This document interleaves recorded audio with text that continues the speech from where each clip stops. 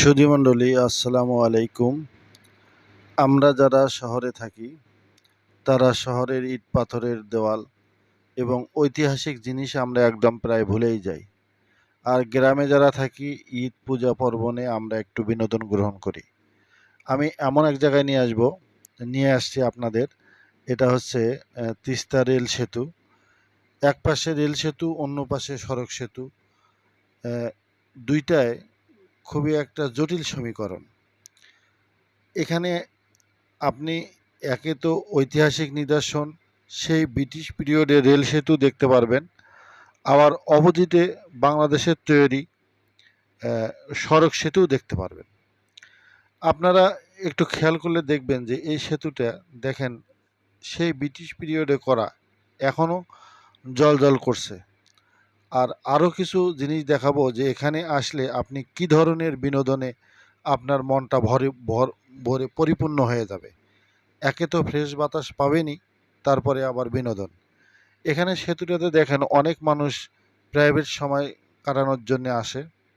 সেতুর মাঝখানে ফাঁকা, অনেকে সেলফি তোলে এবং একটু লালচে কালারের রং করা, লালচে বলতে কি এটা গ্যালভানাইজিং করা আর কি, লালচে কালারের। আপনারা সেতুটা দেখলেন এবং আমি আপনাদের দূর থেকেও সেতুটা দেখাবো।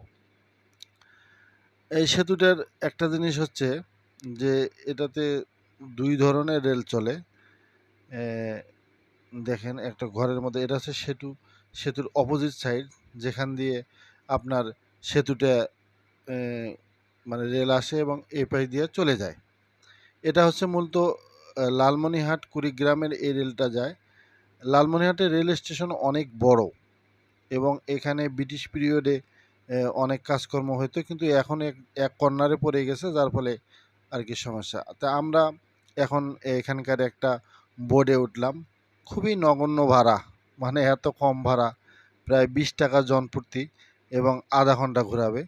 তো ওঠার পরে সেতুটার দৃশ্যটা খুবই মনোরম দৃশ্য লাগলো এবং নির্মল নিস্তব্ধ বাতাস, মানে মনটা জুড়িয়ে যায়।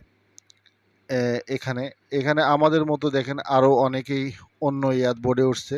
কেমন লাগে? আমাদের বোর্ডে অনেক মহিলা আছে, তাদেরকেও আমি এখানে আপনারা দেখেন যে সেতুটা আমরা পাড়ি দিলাম, মানে নিচ দিয়ে চলে গেলাম আর কি।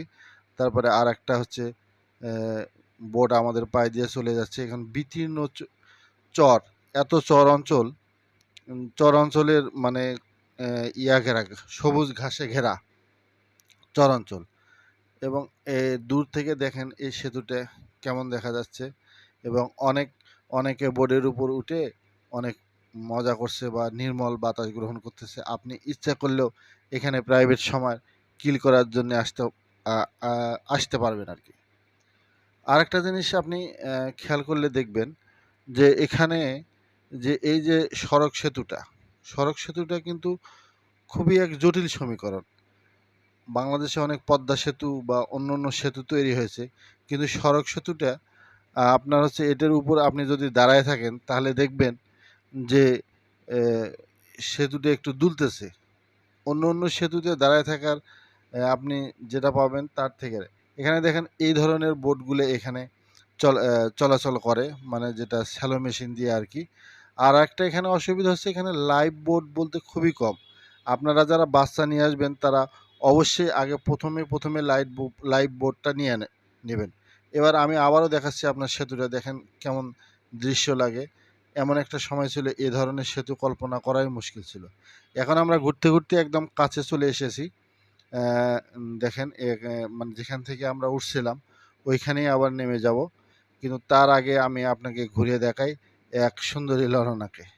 আপনি একটু দেখেন, মানে আপনি তো অনেকেই আসছে, যাদের দেখলেই বোঝা যায়। দেখেন একটা সেলফি উঠানোই ব্যস্ত, পায়ে দিয়ে চলে গেল। আর আপনি এখানে, আপনাকে আর একটা বলছি যে এখানে আপনি প্রাইভেট সময় কিল করতে পারবেন যদি আপনি একটু সামান্য পয়সা বেশি খরচ করেন। এখানে ব্যাপারটা হচ্ছে যে বোর্ডে ধরেন যে আপনি বা আপনার পরিবার নিয়ে আপনি উঠবেন, কিন্তু অল্প, মানে আপনি সব সিট বুক করে আপনি উঠতে পারবেন এবং অন্য জায়গায় হয়তো আপনি এই সুবিধাটা পাবেন না। আবারও সর্বশেষে রেল সেতুটা আপনাদের দেখাচ্ছি। দেখেন মানে মন জুড়িয়ে যাবে, এবং বিশেষ করে বাচ্চা-কাচ্চা বা নতুন